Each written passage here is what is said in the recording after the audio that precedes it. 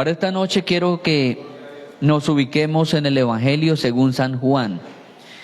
Evangelio según San Juan, capítulo 19, versículos 38 y 39. Después de todo esto, José de Arimatea, que era discípulo de Jesús, pero secretamente por miedo de los judíos, rogó a Pilato que le permitiese llevar el cuerpo de Jesús, y Pilato se lo concedió. Entonces vino y se llevó el cuerpo de Jesús. También Nicodemo, el que antes había visitado a Jesús de noche, vino trayendo un compuesto de mirra y de aloes, como 100 libras. Veamos el 40 también. Tomaron pues el cuerpo de Jesús y lo envolvieron en lienzos con especias aromáticas, según es costumbre sepultar entre los judíos. Amén. Vamos a compartir bajo el tema discípulos secretos. Discípulos secretos. Vamos a hablar de dos personajes que aparecen para hacer algo en un momento crucial, y es el momento del entierro del cuerpo de Jesús. Estos discípulos que habían creído en el Señor, pero que mantenían su perfil muy secreto, aparecen cuando todos habían huido, cuando todos se habían dispersado. Había muchas personas que siguieron al Señor y habían diferentes grupos que seguían al Señor. Estaban los que creían en Él, estaban los que creían en Él, pero estaban los que buscaban algo de Él. Los que buscaban algo de Él eran muchos, eran miles. La Biblia dice que en una ocasión alimentó a 5,000, sin contar niños y sin contar mujeres. En otra ocasión alimentó a 4,000. Y eran miles los que le seguían a Él, porque buscaban algo de Él. Pero habían otros que le seguían porque creían en Él. Y es más importante creer en la persona que en los hechos de las personas.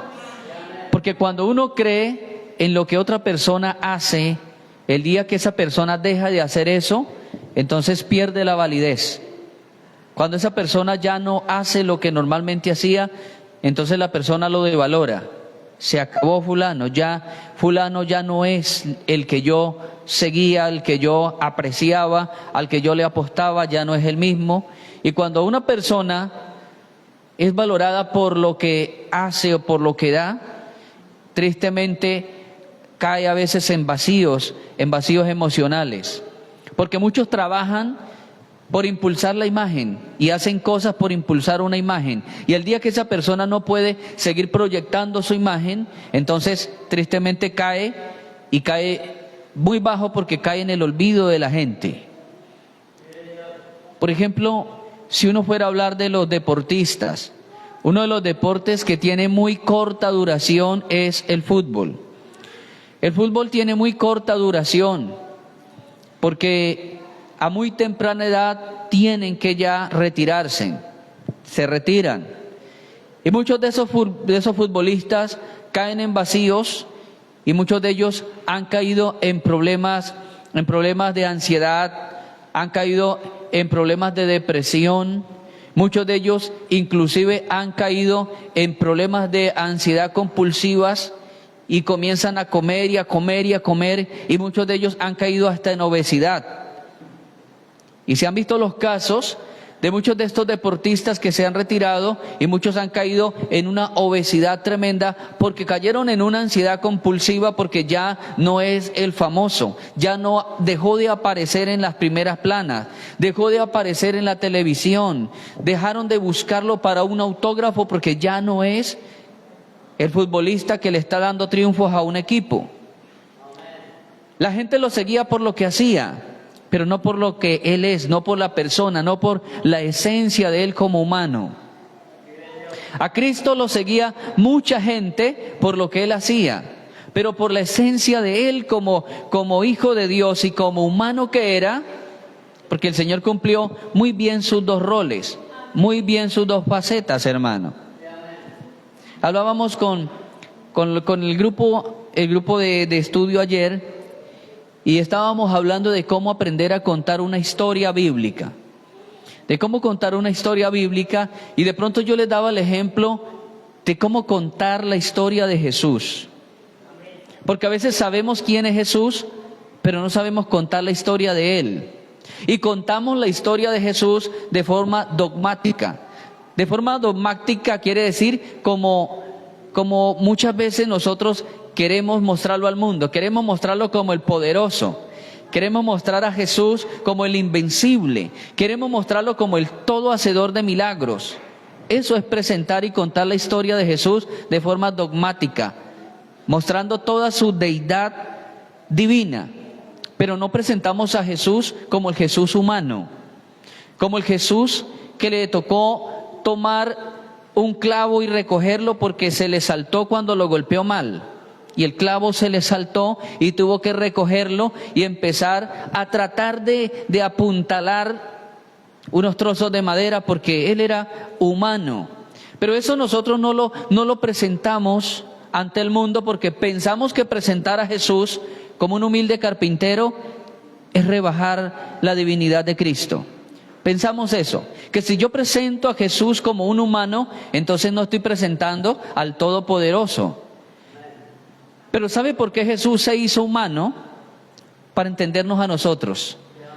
Hace algún tiempo escuchaba la pregunta de alguien que hacía una pregunta que tiene mucha coherencia y suena un poco gracioso, pero alguien preguntaba en una ocasión y decía: ¿cómo haría usted para entender a una cucaracha? Piensen ustedes, ¿cómo comprenderían ustedes a una cucaracha? ¿Cómo haríamos para entender a una cucaracha, hermano? Pues la única forma de entender una cucaracha sería volviéndonos cucaracha también. Transformándonos y bajándonos al mundo de la cucaracha. Interactuando con la cucaracha y sabiendo cuáles son los rincones que más le agrada a la cucaracha. Sabiendo qué tipo de fluido o tipo de elemento alimenticio es el que más persigue la cucaracha. Volviéndonos cucaracha, aprenderíamos cuánto es el ciclo de vida de una cucaracha, cuántos huevos puede poner una cucaracha, cómo es el mundo reproductivo de la cucaracha. Pero si somos hombres, no vamos a entender el mundo de la cucaracha. Jesús se hizo hombre para entender al hombre, pero nosotros no contamos la historia del Jesús hecho hombre, contamos el Jesús divino, el Jesús milagroso, contamos la historia del Jesús que venció la muerte, que le quitó las llaves a la muerte. Esa es la historia que a nosotros nos fascina contar. ¿Por qué hemos dejado la otra esfera de Cristo? Porque hemos dejado de contar la historia del Cristo que un día le tocó sentarse en una ciudad llamada Sicar porque estaba cansado, porque tenía avejigada porque los pies estaban avejigados. Porque hemos dejado de contar la historia de que él un día sintió mucha hambre y el diablo le vio la cara de hambre a Jesús. El diablo le ve la cara de hambre. Tal vez escucha que el sistema gástrico comenzó a darle algunas vueltas y el diablo dice: tiene hambre. Y le dice: oye, ¿tienes hambre? Te tengo la solución. Como tú eres hijo de Dios, di que las piedras se conviertan en pan. ¿Por qué? Porque Satanás conoció que tenía un físico demacrado, que tenía un físico desgastado. El diablo vio y dijo: él es hombre, está constituido de materia, está somatizado, está en un cuerpo que necesita carne, que necesita materia, que necesita pan.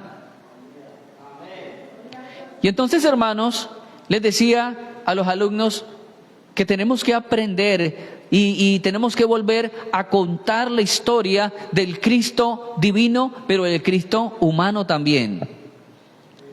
¿Cómo contamos nosotros la historia del Cristo humano? ¿Ustedes han visto carpinteros en su vida? ¿Todos han visto los hermanos que vienen de Venezuela? ¿Allá también hay carpinteros? ¿Sí? También hay carpinteros. Ok. El pueblo donde yo nací es un pueblo muy pequeñito, muy pequeñito. Yo creo que es un pueblo por ahí de unas 20 casas nada más. Es un pueblo muy pequeñito. Pero cuando yo me crié, había una carpintería ahí. Y todas las veces, porque quedaba a bordo del camino, y cuando yo subía y bajaba, yo siempre entraba y miraba qué estaba haciendo el carpintero, porque aparte de ser carpintero, era ebanista. Ebanista es el que hace talles, el que hace dibujos en la madera. Y entonces me llamaba la curiosidad porque no solamente él encajaba trozos de madera, sino que también hacía unos dibujos muy, muy bonitos. Y cuando yo era niño y cuando era adolescente, mi sueño era ser pintor, ser artista, tallar, dibujar. Y entonces me gustaba de entrar. Recuerdo que el nombre de él era Fidel. Y yo le decía a don Fidel, ¿cómo hace usted para dibujar algo tan bonito? Y un día no estaba haciendo dibujos y dijo, le voy a mostrar cómo hago los dibujos en la madera. Y llega y abre una caja de madera y saca unos moldes. Los moldes hechos en papel cartulina. Y entonces él decía, por la parte de atrás yo tomo grafitos. Grafitos es lápiz molido. Y le agrego grafitos a toda la lámina, la coloco sobre la madera y empiezo a sobarle un rodillo y todos los bordos van quedando marcados. Y cuando ya levanto el molde, el dibujo quedó ahí. Dijo, realmente yo no me pongo a hacerlo a mano, sino que tengo moldes, son moldes, muchacho. Y entonces, todos hemos visto carpinteros, todos. ¿Por acá ustedes han visto carpinteros? ¿Por acá? ¿Por acá? Bueno, este señor que hacía obras tan hermosas de ebanista, un día murió y la carpintería se acabó. De hecho, hermanos, la carpintería actualmente es un arte que va, al menos en Colombia, la carpintería es un arte que ha ido en caída, que ha ido cayendo, ha ido acabándose, porque han salido materiales actuales, materiales y maquinaria que puede hacer cosas más perfectas y más rápidas. Entre esos los materiales plásticos, los materiales metálicos han ido reemplazando la madera. Y porque tenemos leyes civiles que ya están prohibiendo el proceso de las maderas naturales. Transportar madera ya es complicado. Conseguir madera buena es muy complicado. Están prohibiendo la tala de bosques ya en los campos. Entonces, todos hemos visto carpinteros y todos ellos, muchos de ellos han muerto. Jesús, nuestro amado maestro, era de oficio carpintero. Él tenía ese maravilloso oficio, ese maravilloso arte. Pero un día, hermanos, ese carpintero cuando cumplió la mayoría de edad, que era 30 años, decidió ir y predicar algo diferente a lo que el sistema estaba predicando. El sistema predicaba y el sistema decía que el nivel superior de espiritualidad del pueblo era el Sanedrín. El Sanedrín era un concilio compuesto de 71 personas. Y el sistema religioso decía que la autoridad máxima espiritual era el Sanedrín. Pero el carpintero dijo, la autoridad máxima es mi Padre que está en el cielo. La autoridad máxima es el que está arriba. Y el que está arriba manda decir que los hombres se arrepientan y que los hombres se conviertan de todo corazón. Ese carpintero empezó a llevarle la contraria al sistema porque el sistema religioso decía que el sábado no se tenía que mover ni siquiera una silla de la casa. Y el carpintero llegó y le dijo a alguien que había sido sano, toma tu camilla, póngasela al hombro y váyase, delante de todos. Y el carpintero empezó a decirle a la gente que en el sábado se podían hacer cosas buenas, que el sábado se podía sanar la gente, que era más importante la gente que un día. El carpintero durante 3 años empezó a llevarle la contraria al sistema religioso tremendamente, y eso le costó la vida.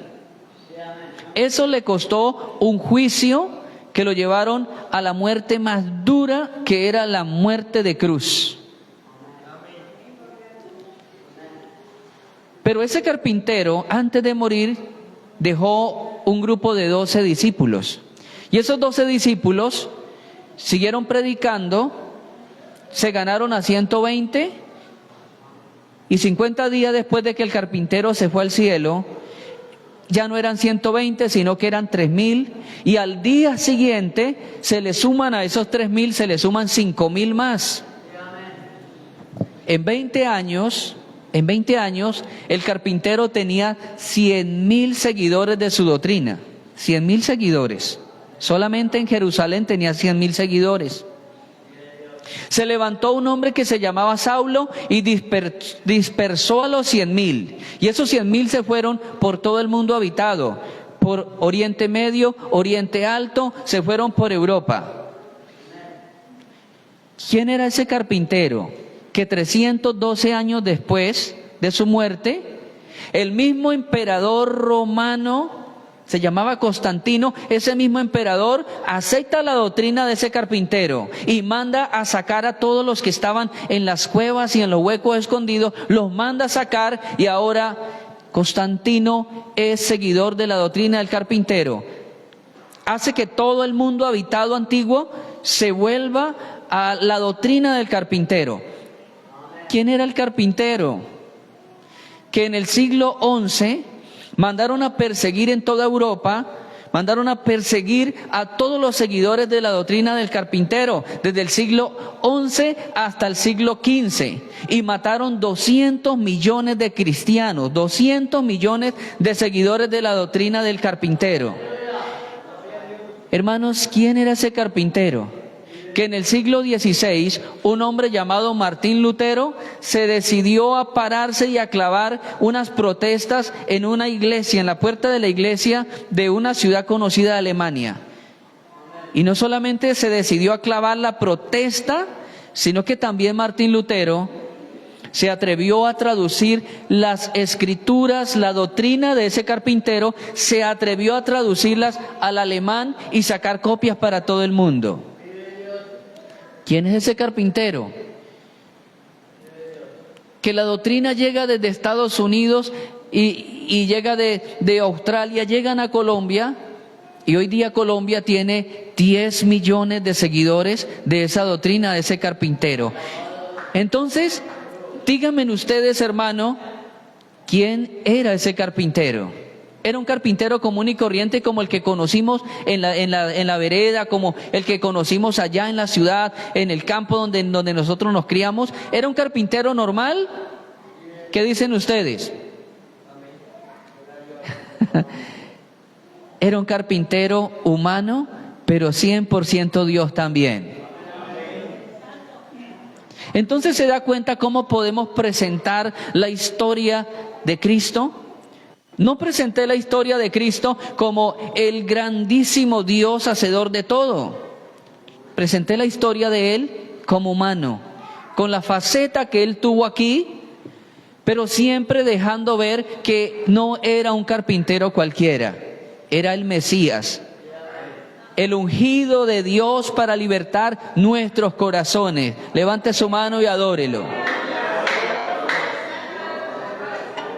Este fue a Pilato y pidió el cuerpo de Jesús. Entonces Pilato mandó que se le diese el cuerpo. En primer lugar, José de Arimatea era un hombre rico. ¿Cómo se conocía que era una persona rica?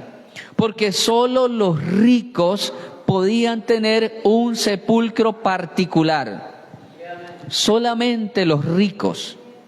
Por eso cuando usted mira la Biblia, en el Génesis dice que Abraham mandó a construir un sepulcro privado. Y ese sepulcro privado es el segundo lugar más visitado por turistas de todo el mundo. Es el segundo lugar más visitado del mundo. ¿Cuál es el primer lugar más visitado del mundo? El Muro de las Lamentaciones. El Muro de las Lamentaciones recibe visitas de millones de habitantes del mundo semanal. Y el segundo lugar más visitado del mundo es el sepulcro de los patriarcas. Es una cueva que Abraham compró, le llaman la cueva de Macpela. Y allí está Abraham y Sara, Isaac y Rebeca, Jacob y Lea. Los tres grandes patriarcas de Israel están todos en esa cueva. Porque la Biblia dice que Abraham era riquísimo. Y esto de que una persona en la antigüedad, en el tiempo, en el área donde se desarrolla la historia bíblica, tuviera un sepulcro privado, eso era solamente de hombres, de personas ricas. De personas ricas. ¿Y que en qué consistía, hermano, en qué consistía de que la persona pudiera comprar un sepulcro solamente los ricos? No era porque valiera mucha la roca, porque normalmente era una roca que la tallaban y hacían una cueva. ¿En qué consistía que valiera tanto una roca, que valiera tanto un sepulcro privado? ¿En qué consistía? Consistía en que tenía que pagarle seguridad. Por eso no cualquier persona podía tener un sepulcro, porque tenía que pagarle una seguridad, tenía que pagar que la gente de la región estuviera pendiente siempre de esa cueva. Pagaban y decían, mi pariente, el cuerpo de mi pariente va a quedar ahí, le vamos a pagar para que ustedes estén pendientes, que no vayan a haber saqueos, ni que vayan a meter otro muerto ahí. Vamos a pagarle para que ustedes cuiden por 100, por 200, por 500 años el cuerpo de mi pariente. Entonces pagaban cantidades enormes y, como digo, no era porque valiera tanto la cueva, sino por la seguridad que pagaban para que cuidaran el cuerpo que era metido en esa cueva. José de Arimatea había mandado hacer una cueva exclusivamente para él y que luego toda su descendencia fuera también enterrada ahí. Dice la Biblia que era un sepulcro nuevo, era una cueva nueva, era la última adquisición del millonario José de Arimatea, era la última adquisición, estaba sin estrenar. Y se cumple lo que dice Isaías 53, porque Isaías 53 dice, con los ricos fue su sepultura, con los ricos fue su sepultura. Paso a paso la profecía se estaba cumpliendo, paso a paso. Él no podía ser enterrado en cualquier parte. De hecho, hermanos, que Dios toca a José, lo toca porque las personas que eran crucificadas, después de que eran bajadas del madero, eran arrojados en fosas comunes.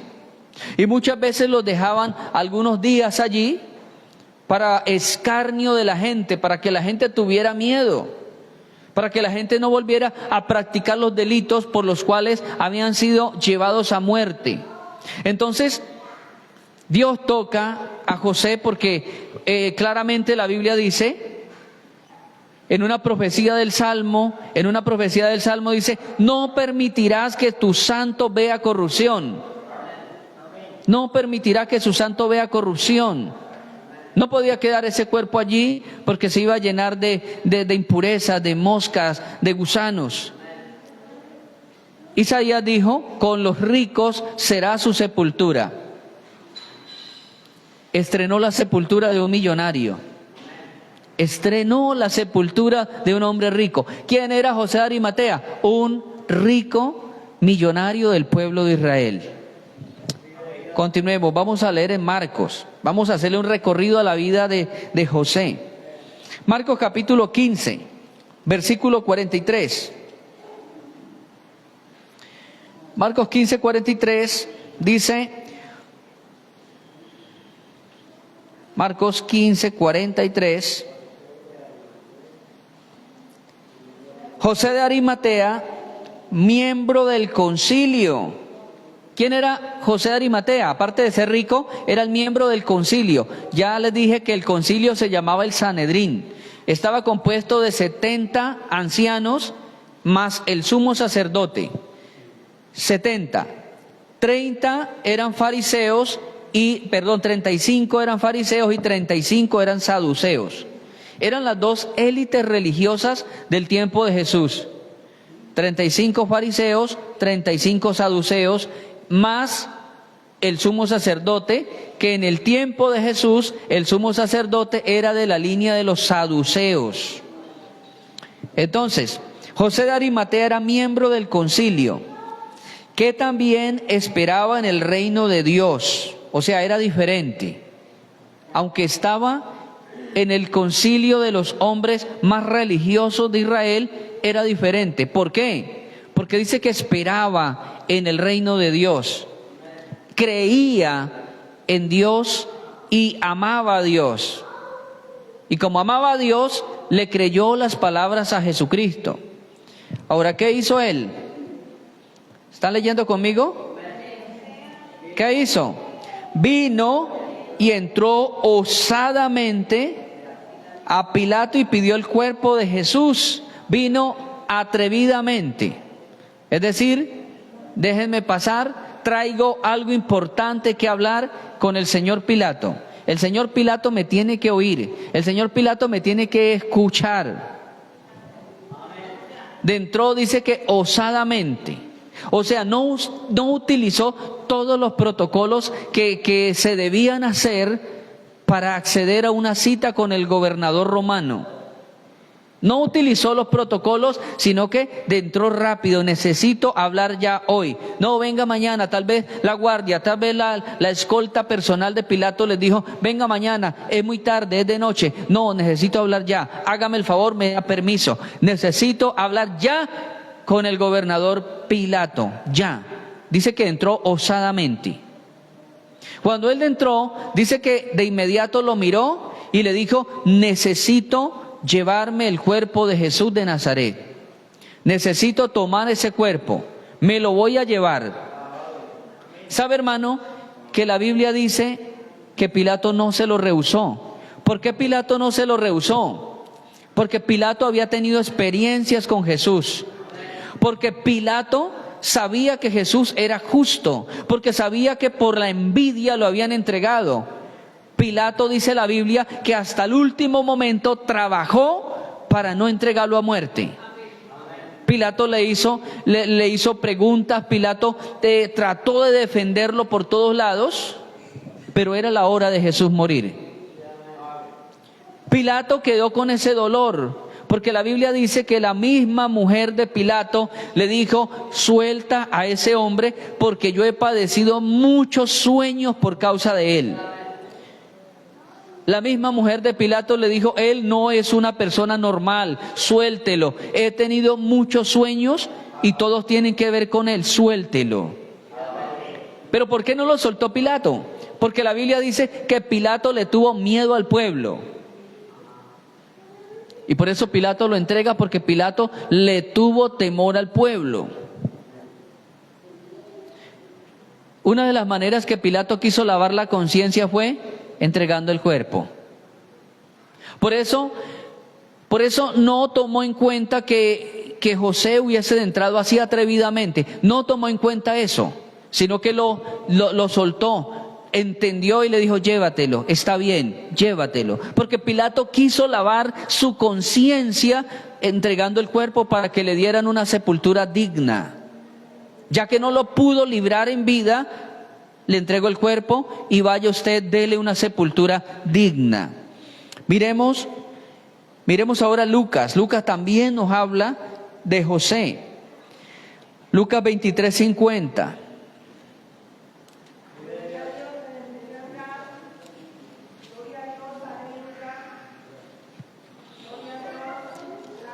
Lucas 23:50 dice,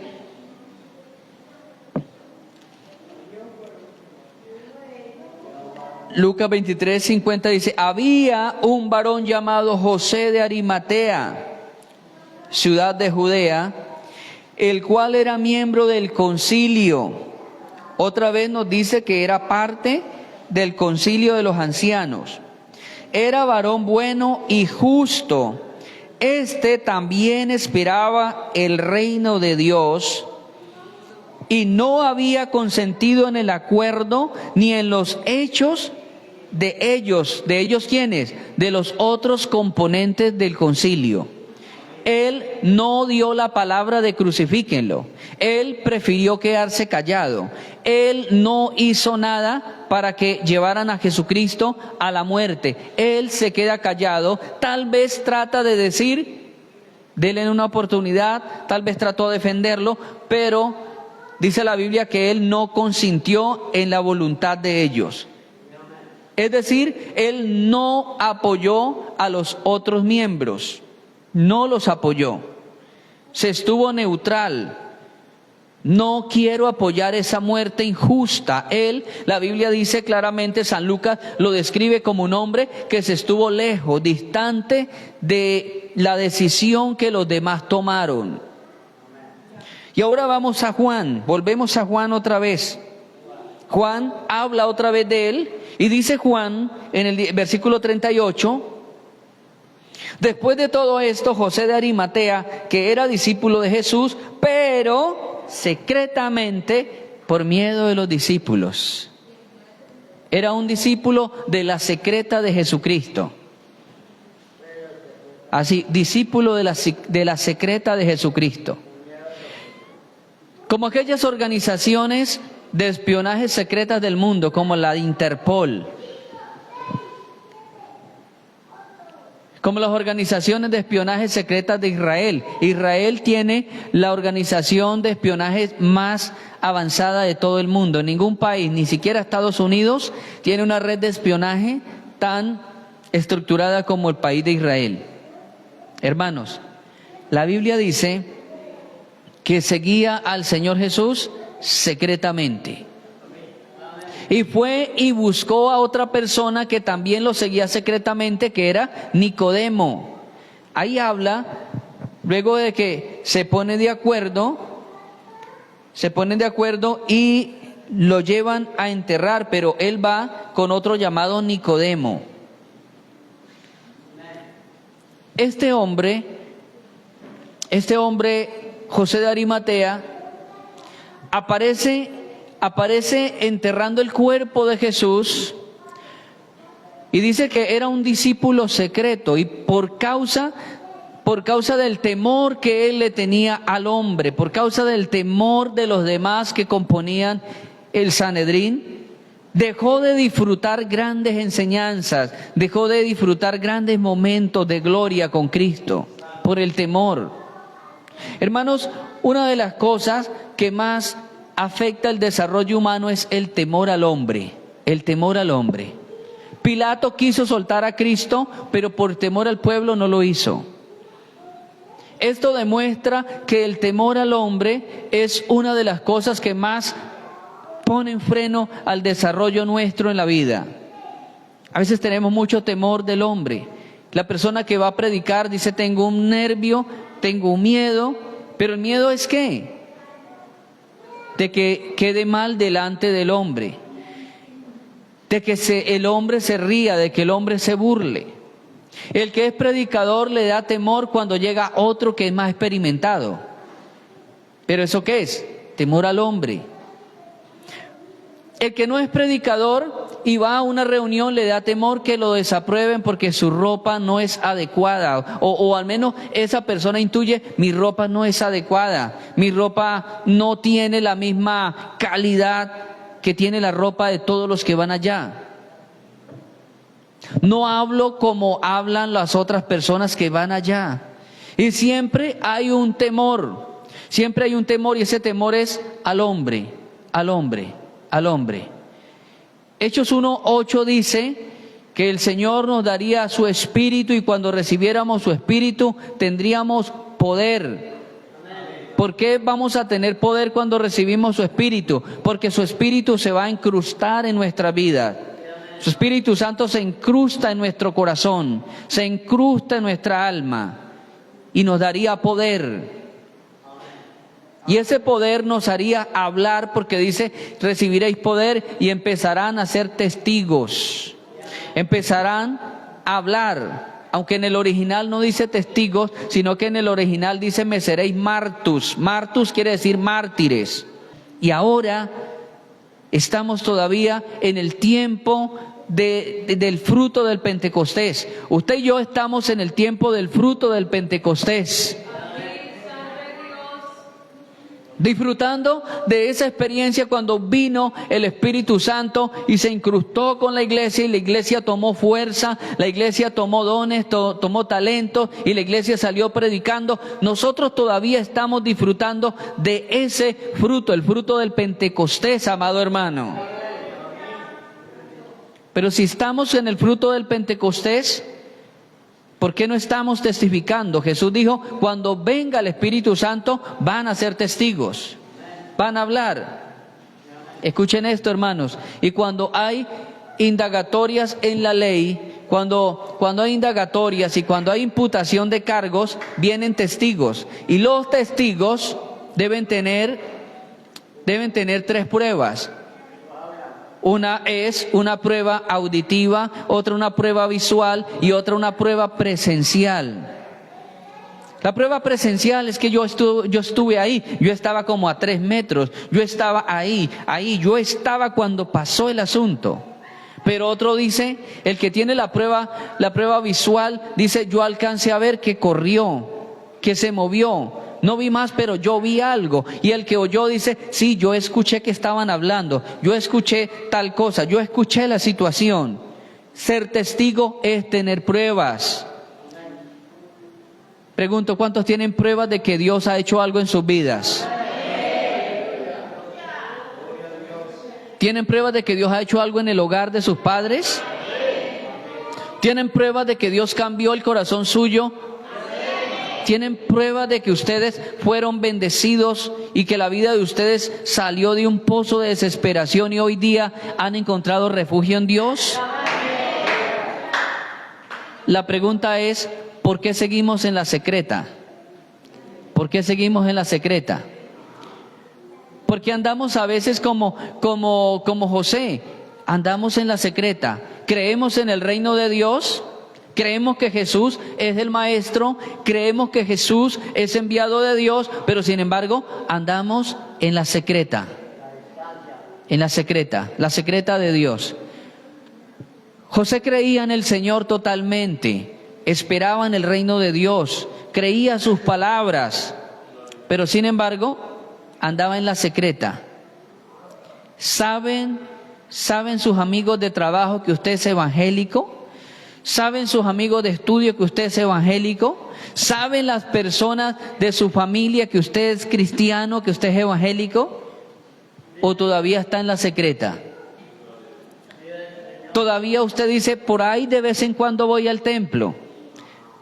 A mí me gusta, pero no es nada serio. Que me gusta ir de vez en cuando, el pastor Fernando a veces habla bueno, pero voy como a escucharlos. Y ahora que pusieron aire, pues más bueno porque es más gustoso. Pero amado hermano, la Biblia dice seréis testigos. No dice seréis seguidores de lejos. No dice seréis seguidores de la secreta. Dice serán testigos. Y un testigo es alguien que se para y habla concretamente porque tiene pruebas. No es uno que se esconde, no es uno que dice yo no hablo para no meterme en problemas. Ser testigo es una persona que está decidida a que todo el mundo sepa la razón de por qué él es cristiano. Qué lindo que nosotros podamos ser testigos y decir soy cristiano porque lo amo, porque le espero, porque él hizo obras maravillosas en mi vida. No dependa del temor del pueblo, que es que de pronto papá se pone bravo si sabe que yo soy evangélico, que es que mamá de pronto me echa de la casa. que es que mi esposo de pronto se pone bravo, que de pronto mi esposa. Tenemos que aprender a correr, ¿qué? Los riesgos de ser testigos. Los riesgos de ser testigos son inminentes. Porque por causa del Evangelio, Jesús dijo, seréis aborrecidos de todas las gentes. Es inevitable, amado hermano, inevitable. Por ser evangélico, tal vez a ustedes los amigos los fueron separando. Los fueron separando. Ya no lo invitan a los asados que normalmente hacían los fines de semana. Ya no lo invitan el fin de año. Y tal vez usted ha sentido que lo han ido separando. ¿Por qué razón? Porque ahora usted testifica de otra cosa. Y esos son los riesgos que se corren cuando somos testigos de Dios. Cuando testificamos de su gracia. Nos van apartando, pero escuche, hermano, escuche esto y con esto ya terminamos. Y es que el Señor dio una promesa a sus discípulos. Dio una promesa a los testigos y dice, de cierto os digo, que el que haya dejado por mí casa, familia, hermanos y padres, tendrá 100 veces más. Porque mire, a mucha gente le han dicho se va de la casa, váyase de la casa, no queremos aleluyas aquí en la casa. Pero Jesús le dio 100 casas más. ¿Por qué le dio 100 casas más? Porque ahora la casa del hermano Luis es mi casa también. Porque ahora la casa del hermano Felipe es mi casa también. La casa donde el hermano Freddy también ahora es mi casa. La casa del hermano Ernesto ahora también es mi casa. Y ahora yo tengo 100 casas más donde llegar. Se me cerró una casa, pero se cumple porque Dios me da 100 casas más. Y a su nombre. Así que en esta noche, amado hermano, vamos a decirle, Señor, ayúdame a salir del anonimato. Ayúdame a salir de la secreta, que yo pueda testificar, decirle a mis vecinos, a mis amigos, decirle a mi patrón, decirle a mi jefe, yo tengo un Dios maravilloso, permítame presentarle a mi Dios. Levante sus manos y dígale, Señor, ayúdame a cumplir ese testimonio, ayúdame a cumplir ese encargo. Cristo nos ha llamado a hablar de su palabra, a hablar de su evangelio, a llevar su palabra a todas las naciones, a todas las vidas. Padre, te damos muchas gracias. Este fue a Pilato y pidió el cuerpo de Jesús. Entonces Pilato mandó que se le diese el cuerpo. En primer lugar, José de Arimatea era un hombre rico.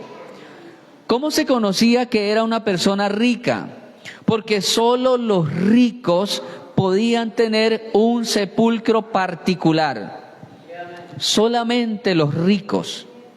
Por eso cuando usted mira la Biblia, en el Génesis dice que Abraham mandó a construir un sepulcro privado. Y ese sepulcro privado es el segundo lugar más visitado por turistas de todo el mundo. Es el segundo lugar más visitado del mundo. ¿Cuál es el primer lugar más visitado del mundo? El Muro de las Lamentaciones. El Muro de las Lamentaciones recibe visitas de millones de habitantes del mundo semanal. Y el segundo lugar más visitado del mundo es el sepulcro de los patriarcas. Es una cueva que Abraham compró, le llaman la cueva de Macpela. Y allí está Abraham y Sara, Isaac y Rebeca, Jacob y Lea. Los 3 grandes patriarcas de Israel están todos en esa cueva. Porque la Biblia dice que Abraham era riquísimo. Y esto de que una persona en la antigüedad, en el tiempo, en el área donde se desarrolla la historia bíblica, tuviera un sepulcro privado, eso era solamente de hombres, de personas ricas. De personas ricas. ¿Y que en qué consistía, hermano, en qué consistía de que la persona pudiera comprar un sepulcro solamente los ricos? No era porque valiera mucha la roca, porque normalmente era una roca que la tallaban y hacían una cueva. ¿En qué consistía que valiera tanto una roca, que valiera tanto un sepulcro privado? ¿En qué consistía? Consistía en que tenía que pagarle seguridad. Por eso no cualquier persona podía tener un sepulcro, porque tenía que pagarle una seguridad, tenía que pagar que la gente de la región estuviera pendiente siempre de esa cueva. Pagaban y decían, mi pariente, el cuerpo de mi pariente va a quedar ahí, le vamos a pagar para que ustedes estén pendientes, que no vayan a haber saqueos, ni que vayan a meter otro muerto ahí. Vamos a pagarle para que ustedes cuiden por 100, por 200, por 500 años el cuerpo de mi pariente. Entonces pagaban cantidades enormes y, como digo, no era porque valiera tanto la cueva, sino por la seguridad que pagaban para que cuidaran el cuerpo que era metido en esa cueva. José de Arimatea había mandado hacer una cueva exclusivamente para él y que luego toda su descendencia fuera también enterrada ahí. Dice la Biblia que era un sepulcro nuevo, era una cueva nueva, era la última adquisición del millonario José de Arimatea, era la última adquisición, estaba sin estrenar. Y se cumple lo que dice Isaías 53, porque Isaías 53 dice, con los ricos fue su sepultura, con los ricos fue su sepultura. Paso a paso la profecía se estaba cumpliendo, paso a paso. Él no podía ser enterrado en cualquier parte. De hecho, hermanos, que Dios toca a José, lo toca porque las personas que eran crucificadas, después de que eran bajadas del madero, eran arrojados en fosas comunes. Y muchas veces los dejaban algunos días allí para escarnio de la gente, para que la gente tuviera miedo, para que la gente no volviera a practicar los delitos por los cuales habían sido llevados a muerte. Entonces, Dios toca a José porque claramente la Biblia dice, en una profecía del Salmo dice, no permitirás que tu santo vea corrupción. No permitirá que su santo vea corrupción. No podía quedar ese cuerpo allí porque se iba a llenar de impurezas, de moscas, de gusanos. Isaías dijo, con los ricos será su sepultura. Estrenó la sepultura de un millonario. Estrenó la sepultura de un hombre rico. ¿Quién era José de Arimatea? Un rico millonario del pueblo de Israel. Continuemos, vamos a leer en Marcos. Vamos a hacerle un recorrido a la vida de José. Marcos capítulo 15, versículo 43. Marcos 15, 43 dice... Marcos 15, 43. José de Arimatea, miembro del concilio. ¿Quién era José de Arimatea? Aparte de ser rico, era el miembro del concilio. Ya les dije que el concilio se llamaba el Sanedrín. Estaba compuesto de 70 ancianos más el sumo sacerdote. 70. 35 eran fariseos y 35 eran saduceos. Eran las dos élites religiosas del tiempo de Jesús. 35 fariseos, 35 saduceos, más el sumo sacerdote, que en el tiempo de Jesús el sumo sacerdote era de la línea de los saduceos. Entonces, José de Arimatea era miembro del concilio, que también esperaba en el reino de Dios. O sea, era diferente. Aunque estaba en el concilio de los hombres más religiosos de Israel, era diferente. ¿Por qué? Porque dice que esperaba en el reino de Dios. Creía en Dios y amaba a Dios. Y como amaba a Dios, le creyó las palabras a Jesucristo. Ahora, ¿qué hizo él? ¿Están leyendo conmigo? ¿Qué hizo? Vino y entró osadamente a Pilato y pidió el cuerpo de Jesús. Vino atrevidamente. Es decir, déjenme pasar, traigo algo importante que hablar con el señor Pilato. El señor Pilato me tiene que oír, el señor Pilato me tiene que escuchar. Entró, dice que osadamente, o sea, no utilizó todos los protocolos que se debían hacer para acceder a una cita con el gobernador romano. No utilizó los protocolos, sino que entró rápido. Necesito hablar ya hoy. No, venga mañana. Tal vez la guardia, tal vez la escolta personal de Pilato les dijo, venga mañana, es muy tarde, es de noche. No, necesito hablar ya. Hágame el favor, me da permiso. Necesito hablar ya con el gobernador Pilato. Ya. Dice que entró osadamente. Cuando él entró, dice que de inmediato lo miró y le dijo, necesito llevarme el cuerpo de Jesús de Nazaret. Necesito tomar ese cuerpo. Me lo voy a llevar. ¿Sabe, hermano, que la Biblia dice que Pilato no se lo rehusó? ¿Por qué Pilato no se lo rehusó? Porque Pilato había tenido experiencias con Jesús. Porque Pilato sabía que Jesús era justo. Porque sabía que por la envidia lo habían entregado. Pilato, dice la Biblia, que hasta el último momento trabajó para no entregarlo a muerte. Pilato le hizo preguntas, Pilato trató de defenderlo por todos lados, pero era la hora de Jesús morir. Pilato quedó con ese dolor, porque la Biblia dice que la misma mujer de Pilato le dijo, suelta a ese hombre, porque yo he padecido muchos sueños por causa de él. La misma mujer de Pilato le dijo, él no es una persona normal, suéltelo. He tenido muchos sueños y todos tienen que ver con él, suéltelo. Pero ¿por qué no lo soltó Pilato? Porque la Biblia dice que Pilato le tuvo miedo al pueblo. Y por eso Pilato lo entrega, porque Pilato le tuvo temor al pueblo. Una de las maneras que Pilato quiso lavar la conciencia fue entregando el cuerpo. Por eso no tomó en cuenta que José hubiese entrado así atrevidamente. No tomó en cuenta eso, sino que lo soltó, entendió y le dijo, llévatelo, está bien, llévatelo. Porque Pilato quiso lavar su conciencia entregando el cuerpo para que le dieran una sepultura digna. Ya que no lo pudo librar en vida, le entrego el cuerpo y vaya usted, dele una sepultura digna. Miremos ahora Lucas. Lucas también nos habla de José.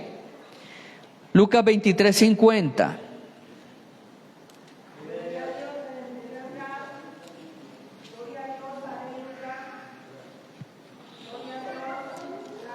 Lucas 23:50 dice,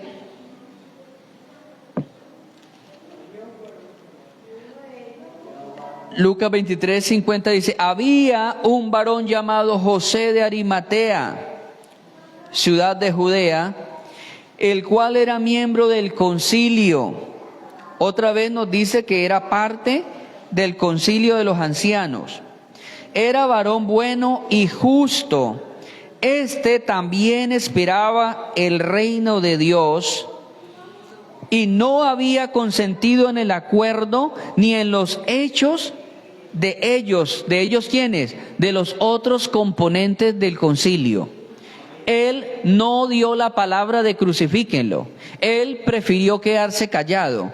Él no hizo nada para que llevaran a Jesucristo a la muerte. Él se queda callado. Tal vez trata de decir, denle una oportunidad, tal vez trató de defenderlo, pero dice la Biblia que él no consintió en la voluntad de ellos.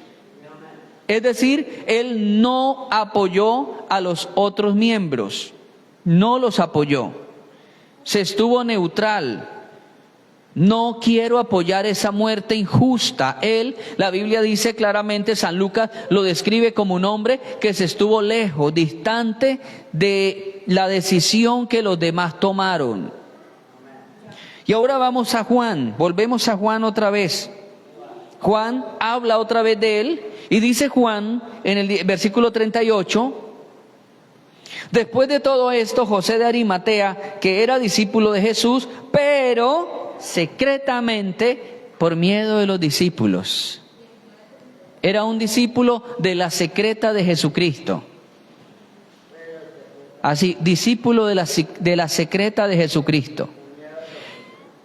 Como aquellas organizaciones de espionaje secretas del mundo, como la Interpol,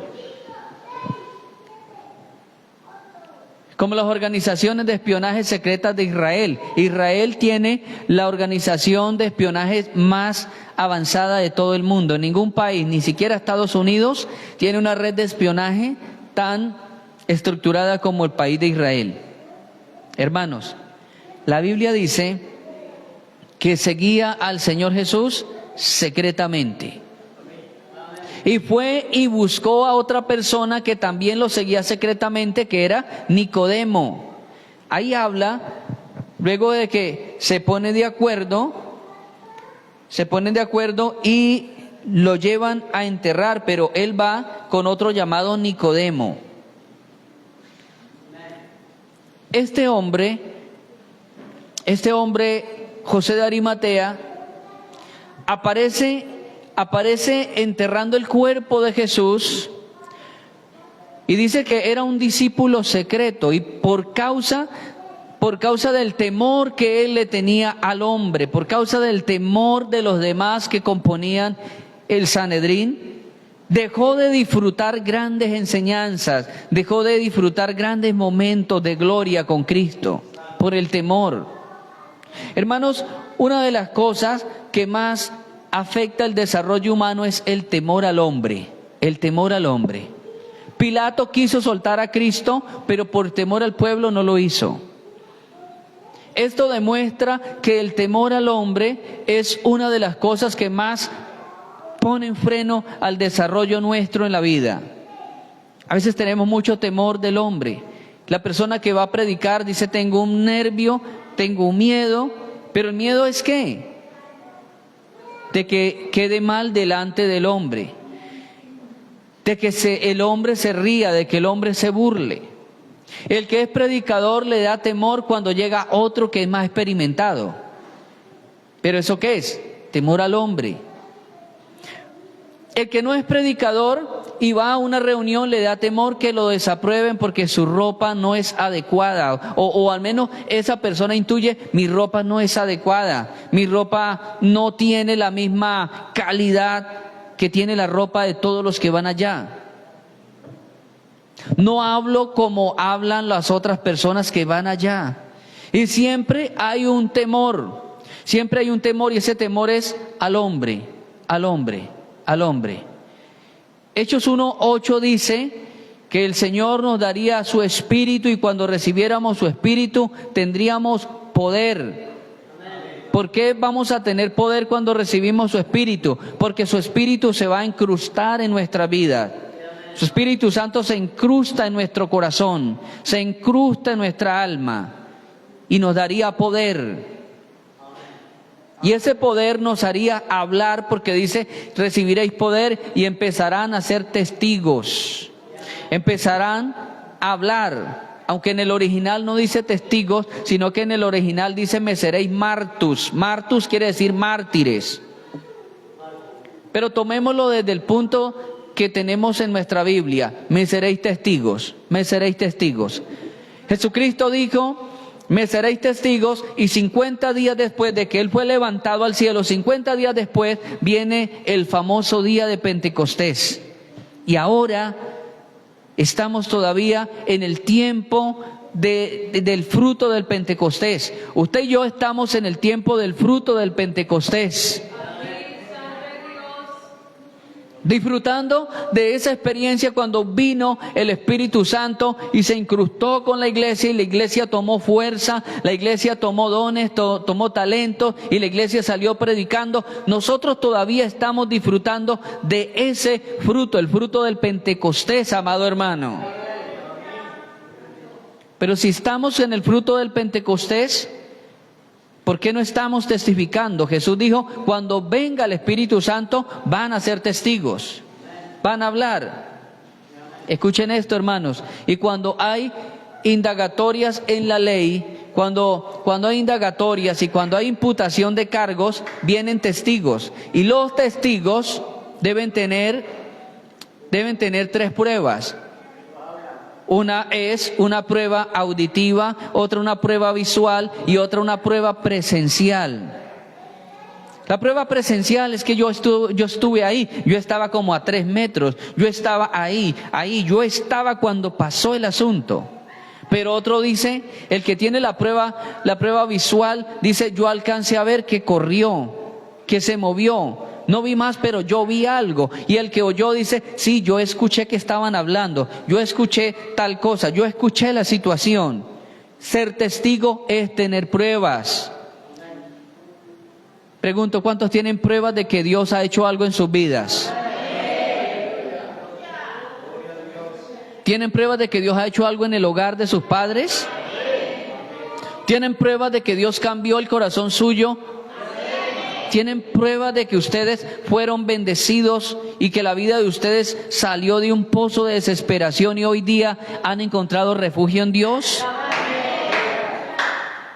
La pregunta es, ¿por qué seguimos en la secreta? ¿Por qué seguimos en la secreta?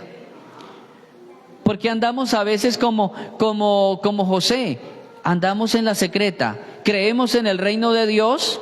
Creemos que Jesús es el Maestro, creemos que Jesús es enviado de Dios, pero sin embargo andamos en la secreta, la secreta de Dios. José creía en el Señor totalmente, esperaba en el reino de Dios, creía sus palabras, pero sin embargo andaba en la secreta. ¿Saben sus amigos de trabajo que usted es evangélico? ¿Saben sus amigos de estudio que usted es evangélico? ¿Saben las personas de su familia que usted es cristiano, que usted es evangélico? ¿O todavía está en la secreta? Todavía usted dice, por ahí de vez en cuando voy al templo. A mí me gusta, pero no es nada serio. Que me gusta ir de vez en cuando, el pastor Fernando a veces habla bueno, pero voy como a escucharlos. Y ahora que pusieron aire, pues más bueno porque es más gustoso. Pero amado hermano, la Biblia dice seréis testigos. No dice seréis seguidores de lejos. No dice seréis seguidores de la secreta. Dice serán testigos. Y un testigo es alguien que se para y habla concretamente porque tiene pruebas. No es uno que se esconde, no es uno que dice yo no hablo para no meterme en problemas. Ser testigo es una persona que está decidida a que todo el mundo sepa la razón de por qué él es cristiano. Qué lindo que nosotros podamos ser testigos y decir soy cristiano porque lo amo, porque le espero, porque Él hizo obras maravillosas en mi vida. No dependa del temor del pueblo, que es que de pronto papá se pone bravo si sabe que yo soy evangélico, que es que mamá de pronto me echa de la casa, que es que mi esposo de pronto se pone bravo, que de pronto mi esposa. Tenemos que aprender a correr ¿qué? Los riesgos de ser testigos. Los riesgos de ser testigos son inminentes. Porque por causa del Evangelio, Jesús dijo, seréis aborrecidos de todas las gentes. Es inevitable, amado hermano, inevitable. Por ser evangélico, tal vez a ustedes los amigos los fueron separando. Los fueron separando. Ya no le invitan a los asados que normalmente hacían los fines de semana. Ya no le invitan el fin de año. Y tal vez usted ha sentido que lo han ido separando. ¿Por qué razón? Porque ahora usted testifica de otra cosa. Y esos son los riesgos que se corren cuando somos testigos de Dios. Cuando testificamos de su gracia. Nos van apartando, pero escuche, hermano, escuche esto y con esto ya terminamos. Y es que el Señor dio una promesa a sus discípulos. Dio una promesa a los testigos y dice: de cierto os digo que el que haya dejado por mí casa, familia, hermanos y padres, tendrá 100 veces más. Porque mire, a mucha gente le han dicho: se va de la casa, váyase de la casa, no queremos aleluyas aquí en la casa. Pero Jesús le dio 100 casas más. ¿Por qué le dio 100 casas más? Porque ahora la casa del hermano Luis es mi casa también. Porque ahora la casa del hermano Felipe es mi casa también. La casa donde el hermano Freddy también ahora es mi casa. La casa del hermano Ernesto ahora también es mi casa. Y ahora yo tengo 100 casas más donde llegar. Se me cerró una casa, pero se cumple porque Dios me da 100 casas más. Y a su nombre. Así que en esta noche, amado hermano, vamos a decirle: Señor, ayúdame a salir del anonimato.